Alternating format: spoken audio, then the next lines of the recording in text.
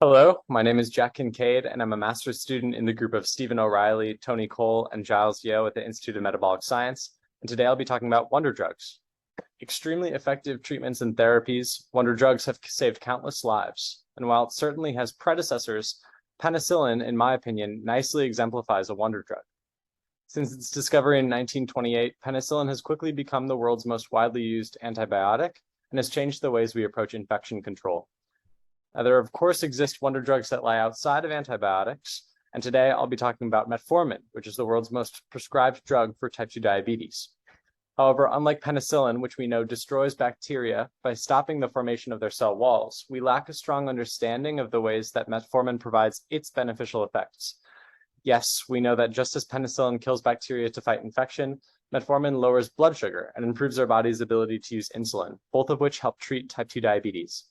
That said, what we understand on the biochemical level with many of these wonder drugs, such as how penicillin kills bacteria by specifically stopping the growth of their cell walls, we lack to some extent with metformin, so-called mechanisms of action. When you reach for a paracetamol after, well, we don't know why you're taking paracetamol, but we may wonder how it's able to make your headache go away.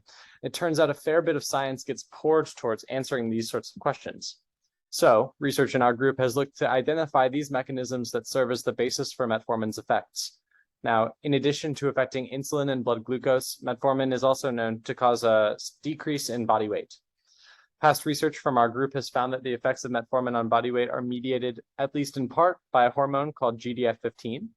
When metformin is administered, GDF15 levels rise and tell the brain to reduce our food intake by making us feel satiated or full. In a study by our group, this was proven using a genetically modified mouse that lacked the ability to produce GDF15. So while in a normal mouse given metformin, GDF15 goes up, the mouse eats less, and because it's eating less, it loses body weight. The mouse without GDF15, however, after being given metformin, shows no rise in GDF15 because it doesn't have any. It eats the same amount of food, and it doesn't lose any weight. Now, there's still more to be done in line with metformin and GDF15.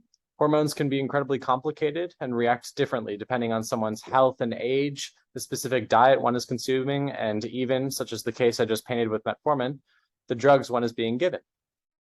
So continuing to use various genetically modified mice, my work with Drs. Cole, O'Reilly, and Yeo has sought to tease apart these complex systems and relationships in the hope of creating a more comprehensive picture of the underlying biochemistry for how metformin does what it does in the clinic and in the body. Thank you.